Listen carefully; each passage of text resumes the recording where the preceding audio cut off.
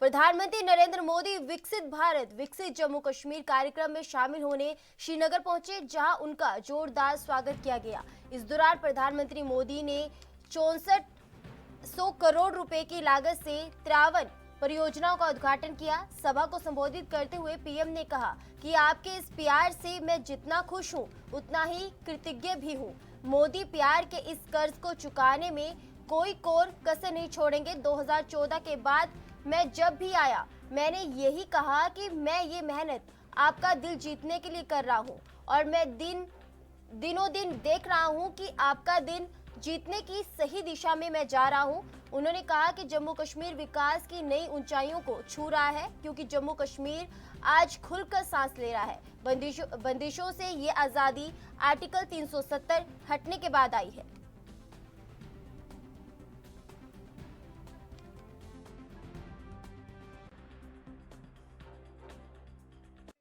पर्यटन की संभावनाएं, किसानों का सामर्थ्य और जम्मू कश्मीर के युवाओं का नेतृत्व, विकसित जम्मू कश्मीर के निर्माण का रास्ता यहीं से निकलने वाला है। जम्मू कश्मीर केवल एक क्षेत्र नहीं है, ये जम्मू कश्मीर भारत का मस्तक है और ऊंचा उठा मस्तक ही विकास और सम्मान का प्रतीक होता है। इसलिए विकसित जम्मू कश्मीर विकसित भारत की प्राथमिकता है। साथियों, विकसित जम्मू कश्मीर विकसित भारत की प्राथमिकता है। साथियों, एक जमाना था जब देश में जो कानून लागू होते थे वो जम्मू कश्मीर में नहीं लागू हो पाते थे। एक जमाना था जब गरीब कल्याण की योजनाएं पूरे देश में लागू होती थी, लेकिन जम्मू कश्मीर के मेरे भाई बहन उनका लाभ उनको नहीं मिलता था। और अब देखिए वक्त ने कैसे करवट बदली है। आज यहां श्रीनगर से आपके साथ ही पूरे भारत के लिए भी योजनाओं का आरंभ हुआ है। आज श्रीनगर के अवाम का आज हृदय से अभिनंदन करता हूं। ये वो नया जम्मू कश्मीर है जिसका इंतजार हम सभी को कई दशकों से था। ये वो नया जम्मू कश्मीर है जिसके लिए डॉक्टर श्यामा प्रसाद मुखर्जी ने बलिदान दिया था। इस नए जम्मू कश्मीर की आंखों में भविष्य की चमक है। इस नए जम्मू कश्मीर के इरादों में चुनौतियों को पार करने का हौसला है। साथियों, अभी मनोज सिन्हा जी का भाषण हम सब ने सुना। उन्होंने इतनी बढ़िया तरीके से बातों को रखा, विकास की बातों के इतने विस्तार से समझाया। शायद उनके भाषण के बाद किसी के भाषण की जरूरत नहीं थी, लेकिन आपका प्यार, आपकी इतनी बड़ी तादाद में आना, लाखों लोगों का जुड़ना, आपके इस प्यार से मैं जितना खुश हूं उतना ही कृतज्ञ भी हूं। मोदी प्यार के इस कर्ज को चुकाने में कोई कोर कसर नहीं छोड़ेगा। और मैं 2014 के बाद जब भी आया मैंने यही कहा, मैं ये मेहनत आपका दिल जीतने के लिए कर रहा हूं और मैं दिनों दिन देख रहा हूं कि मैं आपका दिल जीतने की दिशा में सही दिशा में जा रहा हूं। आपका दिल मैं जीत पाया हूं और ज्यादा जीतने की कोशिश मेरी जारी रहेगी।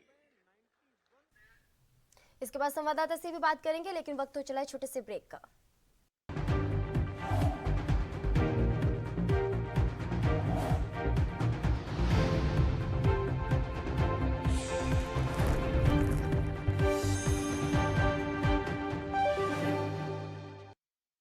तो ब्रेक के बाद एक बार फिर आप सभी का स्वागत है। तो बता दें कि आज जम्मू कश्मीर के श्रीनगर में प्रधानमंत्री नरेंद्र मोदी पहुंच चुके हैं, जहां पर उन्होंने कई जनसभाओं को संबोधित किया और इसके साथ ही कई परियोजनाओं को भी उन्होंने उनका शिलान्यास किया है। इस दौरान उन्होंने जनसभा को संबोधित करते हुए काफी परियोजनाओं का भी उद्घाटन किया, शिलान्यास किया। इस बीच हमारे संवाददाता भी हमारे साथ जुड़ चुके हैं।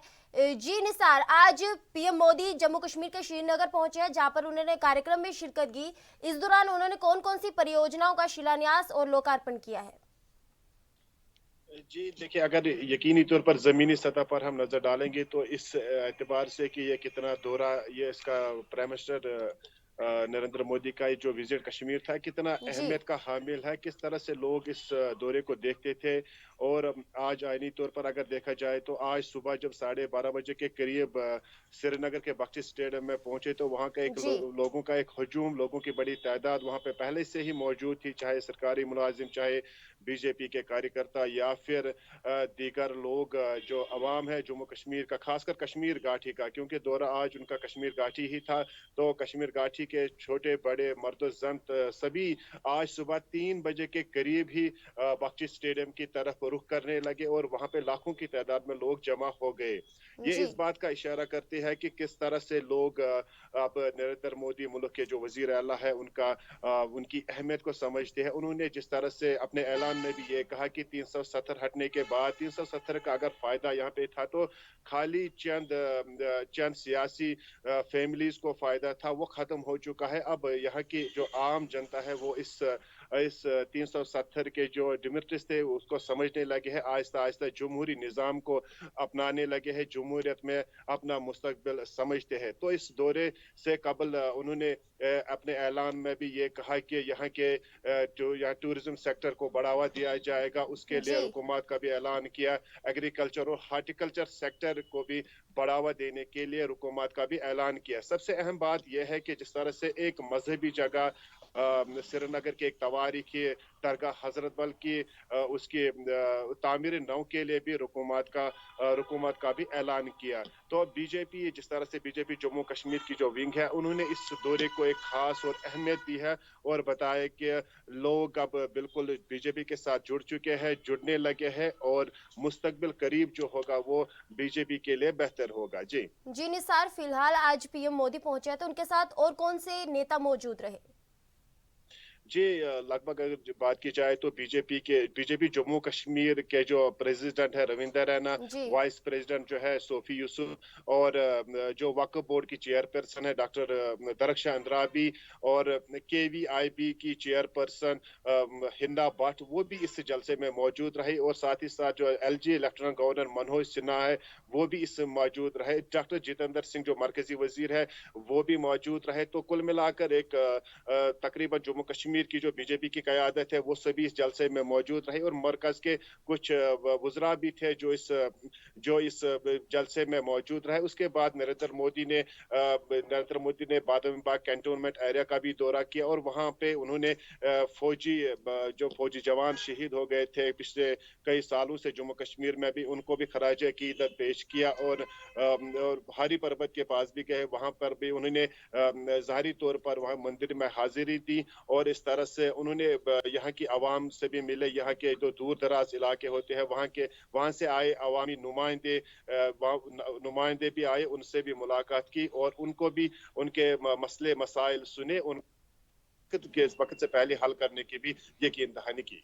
निसार, इस बीच कहा जा रहा है कि जनसभा को संबोधित करने के दौरान पीएम मोदी ने विपक्षी पार्टियों पर भी निशाना साधा है। इस दौरान पीएम मोदी ने विपक्षी पार्टियों पर कौन कौन से आरोप लगाए हैं? जी, बिल्कुल जाहिर सी बात है कि जिस तरह से उन्होंने पहले ही कहा था कि 370 जो मरकज और जम्मू कश्मीर के दरमियान जो तामीर और तरक्की के लिए रुकावट बना था, उन्होंने ये भी बताया कि अगर इस का फायदा मिल रहा है तो खाली यहाँ की चंद सियासी जमातों को फायदा मिल रहा है, जैसे कि कांग्रेस, पीडीपी, नेशनल कॉन्फ्रेंस, जो यहाँ की सबसे बड़ी दावेदार पार्टियां मानी जाती थी 2014 तक। 2014 के बाद बीजेपी यहाँ पे बरसर इक़्तिदार है। तो उन्होंने खासकर पीडीपी और नेशनल कॉन्फ्रेंस को यहाँ पे खानदानी राज कहा और उन पर काफी तनकीद की। उन्होंने कहा कि अपनी तकरीर में वाज़ेह तौर पर वाज़ेह अल्फाजों में कहा कि 370 का अगर कुछ बेनिफिट था तो यहाँ के चंद सियासी जमातों को। जी। जी निसार, पीएम मोदी ने जनसभा को संबोधित करते हुए ये कहा था कि जो लोगों का जोश है वो ये बता रहा है कि मैं जो सही दिशा में काम कर रही है बीजेपी और मैं सही दिशा में काम कर रहा हूं। ऐसे में जो जम्मू कश्मीर की जनता है, अवाम है, वो क्या, उनका क्या मानना है कि बीजेपी सही दिशा में काम कर रही है? क्या जम्मू कश्मीर के हालात बदले हैं बीजेपी के शासन में?